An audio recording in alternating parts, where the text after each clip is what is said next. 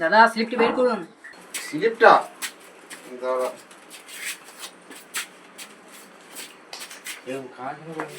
566 অরূপ রায়, পাশে যান। হাতটা বাড়াও।